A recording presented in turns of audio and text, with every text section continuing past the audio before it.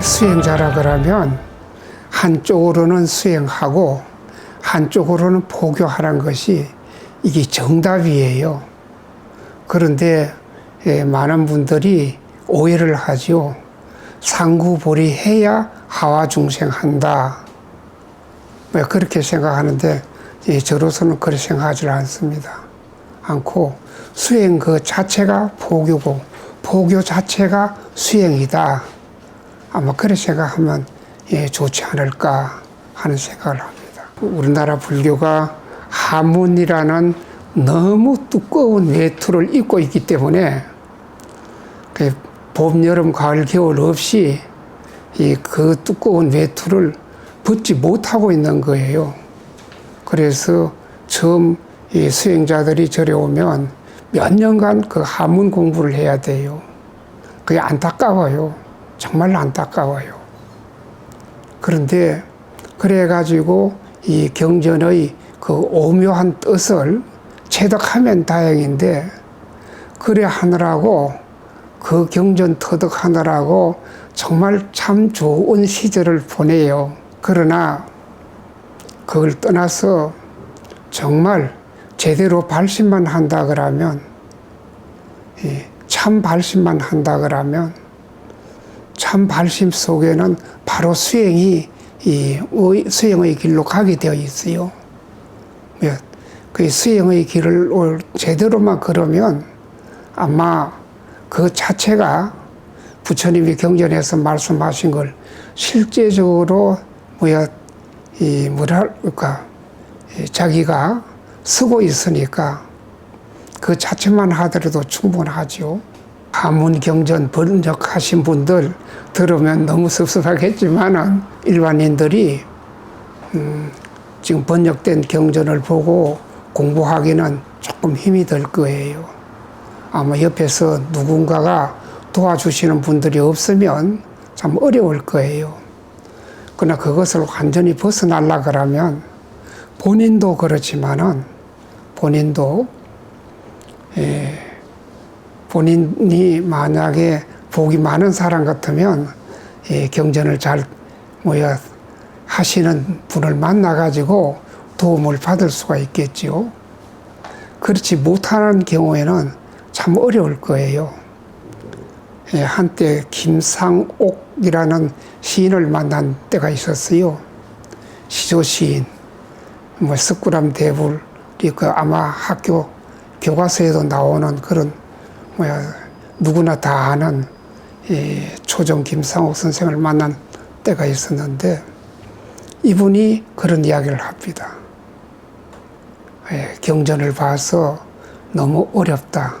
번역한 것도 역시 어렵다. 물론 그분 돌아가셨어요. 저한테 그런 이야기를 한 일이 있었더랬어요. 종단에서 그 하는 신문이었기 때문에 종단 주간지였어요. 재정 상태가 너무 안 좋았더랬어요. 재정 상태가 안 좋으니까 저를 주간으로 갖다 놓은 거예요. 그래서 뭘 했느냐, 석정스님 전시회를 했더랬어요. 선서화전을. 그래가지고 그 수익금이 아마 그 신문사에 조금은 도움이 되었을 거예요. 경제적으로 넉넉하지 못하니까 직원들이 많이 있지도 않았고 또 그렇게 이제 활발하게 그 하지를 못했더랬어요. 그러나 조계종의 이상 도움이 되고 그때 계셨던 분들이 노력들은 많이 했더랬어요. 김동길 씨가 그 현대에 대해서는 들으라 김동길 그런 식으로 썼을 거예요. 그래가지고 그걸 어디에 발표를 했을 거예요. 그러고 나니까 그분이 불교신문사에 찾아와가지고 그때 최정희 기자, 여기자예요. 여기자한테 아마 내가 자기 글을 이해를 못해가지고 그런 반박문을 쓴 것 같다고 이야기를 했는가 봐요. 그러니까 최정희 기자가 석성호 스님은 시인입니다. 그렇게까지만 이야기했다고 그래요. 이건 최정희 기자한테 직접 들은 이야기예요. 예, 처음 글 쓰시는 스님들 김은학 스님이 그 평론을 했고, 예, 동대 교수로 계시면서 그 다음에 이제 고원 씨를 비롯해가지고 몇 분 계셨는데 그 한참 밑에 이제 저하고 오연 스님하고 병석 스님 이런 스님들이었어요.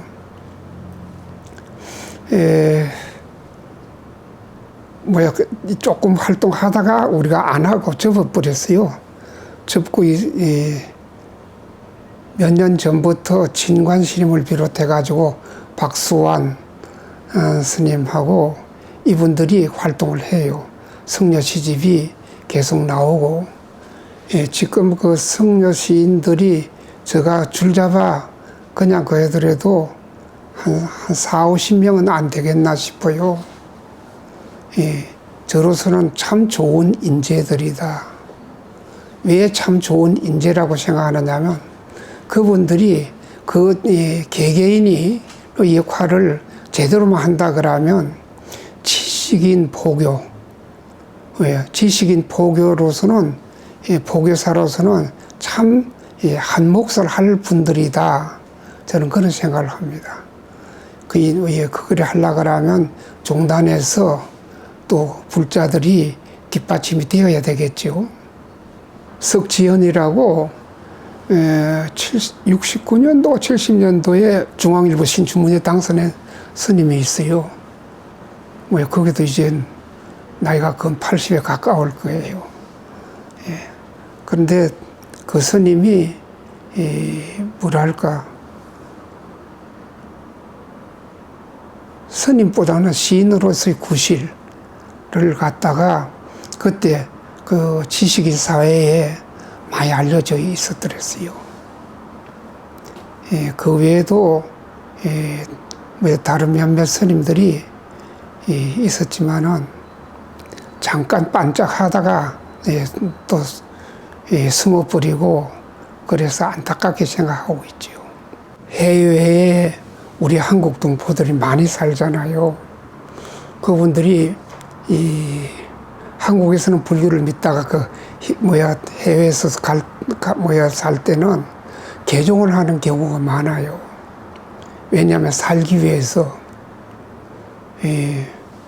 뭐랄까 예를 들어서 한국 사람이 홍콩 와서 있다가 보면 자기도 모르게 우울하고 자기도 모르게 하는 그런 경향들이 가끔 있는가 봐요. 근데 그분들이 그 현지 의사한테 가면 현지 의사가 그런 이야기를 해요. 이거는 서울병이다. 그래서 서울만 갔다 오너라. 그래서 서울 들어와가지고 그야말로 한 보름, 1주나 2주 동안 친구들 만나고 가족들 만나고 하면 그러면 또 생생한 거예요. 근데 그런 분들에게 필요한 것이 종교예요. 정말 종교란 것이 이 종교의 사명, 그야말로 건전한 생활, 그 다음에는 이고덕락이잖아요. 괴로움을 떠나서 행복을 누려라. 그런 건데, 그걸 제대로 할 수 있는 것이 불교예요. 그런데 또 이 해외 나가가지고는 그네들이 교회나 다른 쪽으로 가는 것은 그쪽에 아는 사람이 있으니까, 말이라도 통하니까, 또 모임을 할 수가 있으니까, 그래서 가는데, 정말이지, 우리 불교가 제대로 구실을 하려고 그러면, 아까도 이야기했지만, 현지 언어, 제대로 익혀가지고, 현지에서 아무 그거 없이 생활할 수 있을 정도의 모든 것이 후원이 된 상태에서 그분들에게 불교를 포교해야 된다. 그렇게 생각을 해요. 지금은 한국 참문화가 굉장히 활성화되어 있을 거예요. 요즘 제가 다도나 그쪽에 관여하는 데도 없고 또 그럴 입장도 아니지만은 참 많이 이 한국 자연회를 비롯해 가지고 차 활동하시는 분들이 많은 걸로 알고 있어요. 아마 한국 불교가 그 한 종교가 움직이면 의식이 움직이게 돼 있어요. 그런데 우리가 하는 아침 저녁 예불 뭐냐 아금청정수 변이감로다. 내가 맑은 물을 떠다 올리니 이것이 감로차로 변해지이다. 뭐 이렇게 그 하는 뭐 개성이 있는데 그것은 아마 고려 시대는 이 차를 올렸다 그런 식으로 많이 나와요. 그때는 그 불교 문화가 그 일반적으로 많이 거의 돼 있을 때니까.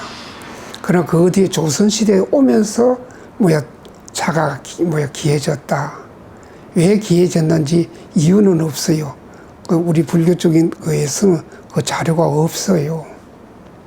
그러나 이 스님들이 예불문에까지 올릴 정도 같으면 정말 한 차를 갖다가 그저 단순한 차로 생각하지 않고 부처님에게 올리는 공양물로 생각했을 때 이 차를 그만큼 귀하게 여긴 것은 사실이고 또 절에서 그걸 하는 이 제사를 이 달에 거기서 바뀌어가지고 차례 이런 식으로 표현이 되죠.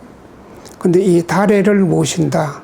그 스님들이 돌아가시고 난 뒤에 스님들에게 그 날짜 기일에 달에를 모신다. 차로서 예를 갖춘다. 그리고 지금도 그 절마다 그 할 수 있는 것 중에 하나가 부도 달에라는 게 있어요. 이 부도 달에라는 것이 어떤 것이냐면 큰 절마다 다 부도가 많이 모여져 있어요. 그 모여져 있는 부도에 1년에 한 번씩 달에를 지내는 일, 이것을 부도달이라 그래요. 그만큼 차례를 중요시해 왔죠. 근데 요즘은 그걸 갖다가 다 찬물, 그 맑은 물로 올리는데 저는 초파일 같은 경우 이럴 때는 남쪽 지방 올해는 그 대흥사 그 조실로 있는 스님이 차를 보내왔더라고요. 그걸 여기서 우려가지고 그걸 부처님에게 올렸더랬어요. 나로서는 정말 부처님에게 차를 한 잔 올린다. 내 신심을 바친다. 그런 뜻이 되겠죠. 다담지 그때 이기훈이라는 사람이 그걸 하다가 저하고 인연이 돼서 제가 그때 홍콩에서 한국에 와가지고 별 그 큰 특정한 일이 없었을 때 이기훈 씨를 만났을 때 다담을 인수해 보라고 권하더라고요. 그래서 그때 그 인수 그거를 홍콩에 있는 어느 분이 도와주었어요. 그래가지고 그걸 인수를 하게 됐죠. 편집장으로 있는 분하고 인원을 했는데 그분들은 그분이 이 차 문화계를 잘 아시는 분들이라서 그 차 문화계의 저변 확대를 위해서 이 다담이라는 잡지가 왜 그러냐면 모르고 차를 마시는 거하고 알고 하는 거하고는 또 다르니까 그 차 문화의 저변 확대를 위해서 이 다담이 꼭 필요하다 그런 생각을 했죠. 올해는 안 했더랬어요. 올해는 안 했지만은 그러나 스님으로서는 부질없는 짓이죠. 그렇지만은 꼭 해야 할 일, 누군가는 해야 할 일이었다. 왜 차 문화계에 그런 잡지가 필요하기 때문에 그런 생각을 했죠. 차라는 것은 사람과 사람 사이에 놓여 있는 징검다리 이 정도로 생각했고 또 많은 분들이 차 문화에 젖었으면 좋겠다는 그런 생각을 했더랬어요. 그런 입장에서 정말 한국적인 차 문화가 어떤 것인가 그거를 뭐 내 나름대로 천착하다 보니까 이것은 불교 사상에서 나왔다. 불교 의례에서 나왔다. 그런 생각을 두고 이것이야말로 간접적인 포교의 수단이 되겠구나 하는 생각을 했고, 또 사실 차라는 것은 잘 받아들이기 시작하면 정말 그 차문화가 아주 고급 문화다. 저는 그런 생각을 했어요. 왜 사람과 사람 사이에 차보다도 더 윤활유를 가지고 올 수 있는 것이 술인데, 술은 사람의 이성을 마비를 시키지만은 차는 사람의 감성을 일깨워주는 거니까 오히려 고급 문화가 될 수가 있다. 그런 생각을 했죠. 그걸 하게 된 것은 그때 강령숙 씨가 뭐랄까 정말 그 예지원을 만들어 가지고 많은 분들에게 영향을 끼치고 있을 때예요. 그런데 그 예지원에서 강의하는 것이 다도를 강의한다면서 일본 다도를 강의하는 것 같았어요. 그래서 제가 비난을 했죠. 그랬더니 이분이 찾아왔습니다. 그때 제가 조계산 머물 때인데,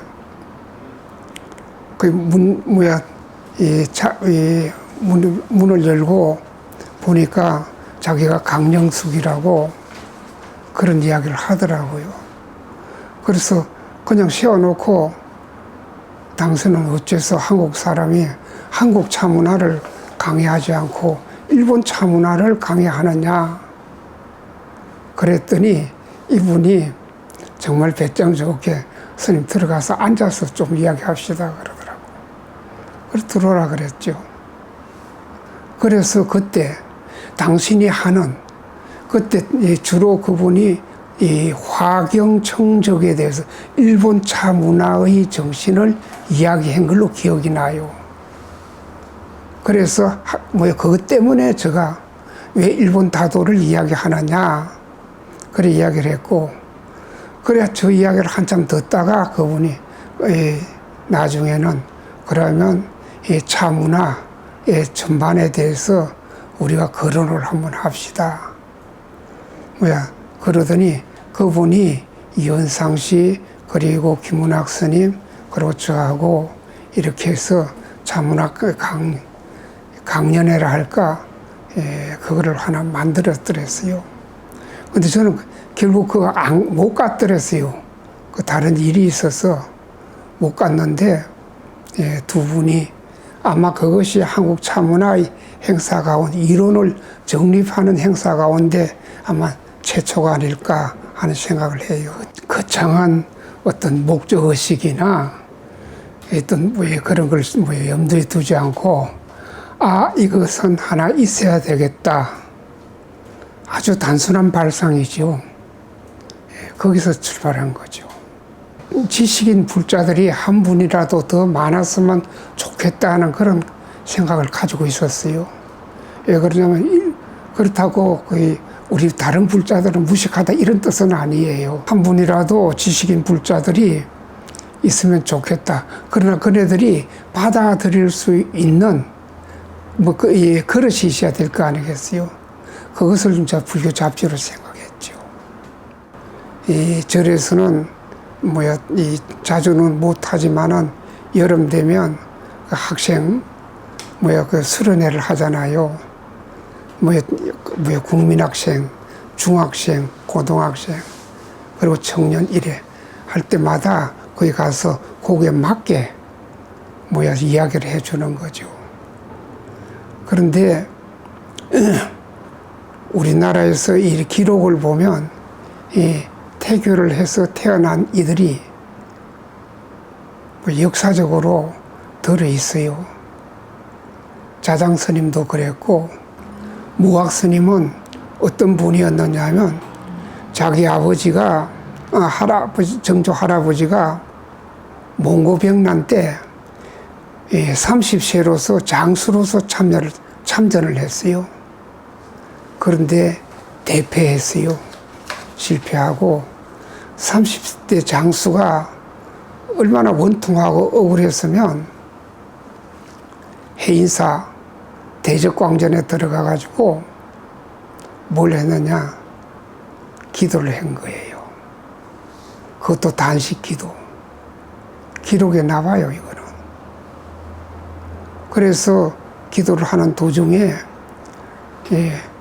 뭐 해인사 그야말로 부처님이 손을 내밀어서 머리를 쓰다듬으면서 지금 그대가 생각하는 것은 나라와 나라 사이에 서로 화해로서 거할 것이다. 두 번째는 그대의 오대손 밑에 한 나라를 일으키는데 큰 공을 할 사람이 태어날 것이다. 이렇게 두 가지 현몽을 하더랍니다. 그래서 무학대사의 정조 할아버지가 내려와가지고 산에서 해인사에서 내려와서 자기 아들한테 그 이야기를 전하고 아들은 또 아들한테 또 아들은 또 아들한테 그 아들이 태어났을 때 지리산에 들어가서 기도를 했다 그래요. 그런데 나이가 20살쯤 되었을 때 그 할아버지가 꿈에서 이제는 하산하거라 그러면서 고령채시 벙어리 처녀하고 결혼하거라 하는 현몽을 했다 그래요. 말도 안 되잖아요. 어떻게 조상이 꿈에 나타나가지고 벙어리 처녀하고 결혼하라고.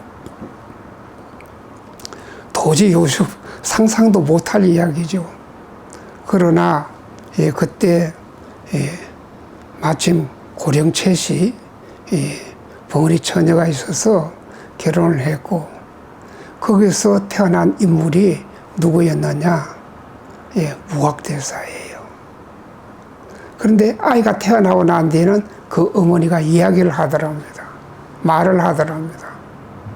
그런데 그 무학대사의 어머니는 어느 날 스님이 탁발하러 와서 염불을 하니까 가서 공양미를 가지고 나가니까 스님은 가지고 나온 공양미 받을 생각은 안 하고 눈을 찬찬히 보면서 너 지금부터 내 말 잘 듣겠느냐? 예, 잘 듣겠습니다. 지금부터 보아도 보았다는 생각도 하지 말고 들어도 들었다는 생각도 하지 말고 오직 마음속에는 관세음보살만 해라. 그리고 때가 되거든 결혼해라. 그러니까 한 사람은 지리산에서 몇 년간 수행을 했고 그 밑대조로 이 한 사람은 집에서 관세음보살 연분을 했고 이 공양미 스님의 탁발 나온 스님에게 공양미 바치러 나갔다가 들어와서 그때부터 입을 딱 다무는 거예요. 바로 벙어리 행사하는 거예요. 도저히 요즘은 이해가 안 가는 그런 대목이죠. 그런 애들한테 그렇게 이야기해주면 애들이 그래 좋아해요. 그래서 태어난 인물이 무학대사. 그 기록을 보면 정말 무서운 것이 복이 있느니 덕이 있는 이가 지혜로운 이가 태어나는 것이 그만큼 귀하다는 거예요. 그때 유론하는 것만 해도 벅찼어요. 계율이 반듯해야 불교가 반듯해지니까 그런 생각으로 그 율사들을 많이 배출해야 되니까 그 전에는 법회할 때 그 진동루 누각에서 했어요. 누각에서 했기 때문에 많은 사람들이 못 모여요. 그리고 그때 겨울인데 어느 때 초하루 법회를 하고 이 후원 공양 하는 데를 가보니까 신도들이 밥을 한 그릇씩 떠가지고 그 옆에 장독대가 있어서 장독대 위에 놓고 드시더라고요. 그래서 이래가 안 되겠다. 뭐 정말 박애사에 대중들이 모일 수 있는 자리를 하나 마련해야 되겠다. 그래서 시작한 거예요. 그거 하면서 어떤 신도에게 시조하라 소리 한번 못 해봤어요. 시조하라 소리. 그 자발적으로 시조하면 그만큼만 하는 거예요. 제가 원래 82인데 이때까지 어떤 신도에게도 여기 있으면서도 그래요. 누구에게도 불교 TV 도와달라, 불교 TV 시조하라 소리 안 했어요. 사찰의 그거는 그곳에 모여 사는 스님네들이 반듯하면 신도분들도 반듯하게 모여들어요. 바른 신심만 있다 그러면 그 행동은 바르게 할 수밖에 없게 되어 있어요. 그 바른 신심을 가지느냐, 그 자기 자신을 위해서 바른 신심을 가지느냐 안 가지느냐, 이게 관건이죠. 그저 할 뿐. 이거는 불사니까 그냥 이 방송국 운영 이런 생각은 안 하고, 불사니까 불사는 앞에 부처님만 보면 돼요. 그런 거지, 이걸 억지로 뭘 어째서 어째 한다, 이거는 중생심이에요. 어떻게 그런 식으로 생각하면 그거는 중생심이 되는 거예요. 그러나 BTN이 잘 되면 이 포교가 잘 되는 거고, 그렇게 크게 생각하면 다 인연 따라 흘러가는 거예요. 역시 불교를 넓게 전하는 일. 그렇다 그러면 불교를 넓게 전하는 일 가운데 제일 핵심이 법문이죠. 그래서 1호 법회를 제가 그걸 시작해가지고 지금까지 아마 800몇 회인가 그래. 약 거의 900회 그걸 했는데, 재작년에는 그때 그 대한불교 조계종 종족으로 계셨던 진재 스님도 오셔서 그걸 했어요. 500회 때 기념으로. 그러니까 500회 기념으로 종종스님을 청한다 그랬더니, 당신 동화사에서 법문한 거 녹화해서 내보내자 그러더라고요. 그거는 동화사고 여기 오셔야 됩니다. 그리고 여기 오셔서 법문했더랬어요. BTN을 그거 하다 보니까, 무상사란, 물론 무상사란 이름은 내가 지었어요. 법당이 있었으면 좋겠다. 그래서 이 법당을 만들었고, 이 법당이 사실 때로는 법회, 때로는 문화장소, 때로는 거기도 녹화장소, 이렇게 다용도로 써요. 법당이라서 법당만 이 구실만 한다 그런 건 아니에요. 적으로 한 건 하나도 없어요. 없고, 그저 그 가운데 이제 특이한 것이 태교 관계인데, 태교 관계도 이러면 일반인들이 잘 이해가 되겠구나 하는 생각을 하고 태교시를 썼고, 또 발언문도 썼고, 그 다음에 태교에 대한 이야기를 쉽게 전달될 수 있도록 그 한글만 알면, 책만 읽으면 이해가 될 수 있도록 그렇게 했죠. 그래서 저는 어디까지나 머리 깎은 스님이니까 스님만 해도 충분하다는 생각을 해요. 그거는 글을 쓰는 것은 그저 여기로가 생각해요. 그렇기 때문에 거기에 큰 중점을 두거나 무게를 두지를 않아요. 나는 스님이니까 스님으로서 그것만 해도 얼마나 다행이에요. 그렇게 생각하면 다른 거는 하나도 가치에 중요성을 두지를 않아요. 문학적인, 흔히 세상 사람들이 이야기하는 문학적인 어떤 그것에 하나도 연연하지를 않아요. 솔직한 이야기입니다. 그저 나는 내가 쓰고 싶어서 썼을 뿐, 그 이상의 것은 솔직히 독자의 것이고 제3자의 것이다. 그렇게 생각해요. 연부를 하든 참선을 하든 수행의 본질이 뭐냐면 그 마음 밝히는 거잖아요. 그 어두운 마음 밝히는 일, 이거에 중점을 두고 이야기를 하죠. 부처님의 말씀 가운데 일반인들이 제일 이해하기, 알아듣기 쉬운 그런 구절들을 일러주는 거죠. 그 부처님 법문 그대로 일러주는 거예요. 그야말로 기도를 신심으로 해야 돼요. 간절하게 해야 돼요. 기도를 하려고 그러면, 안 하려면 몰라도 그야말로 큰 신심, 그리고 그 바탕에서 간절하게 하면 기도는 성취하게 돼 있어요. 기도에서 성취 못한다 그러면 그 사람 자신이 아직까지 거기에 이르지 못해서 그래요. 저는 그렇게 생각하는데, 이건 저 체험이에요. 어느 거든지 상관이 없어요. 연부를 하건 달아내를 하건 사경을 하건 독경을 하건 어느 거든지 상관이 없어요. 정말 자신이 반듯하게 간절하게 신심으로 한다 그러면 성취할 수가 있어요.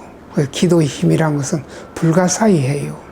사실 간절하게 안 해봐서 그래요. 제가 불자에게 수계라는 것은 정말 세상 살아가면서 자기 중심을 잡을 수 있는 것이 바로 수계예요. 그냥 그런 거 없이 살아가는 것보다는 자기 중심을 확실히 잡을 수 있는 것이 바로 부처님의 계율이다, 그런 생각을 해요. 불살생계, 이거는 꼭 이야기를 해줘요.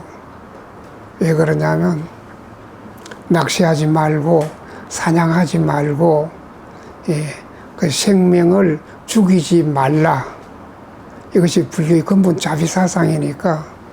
그리고 잘못하면 업에 얽히니까, 인과 업에 얽히기 때문에 그것은 절대로 하지 말아라, 그 이야기는 꼭 당부를 해야죠.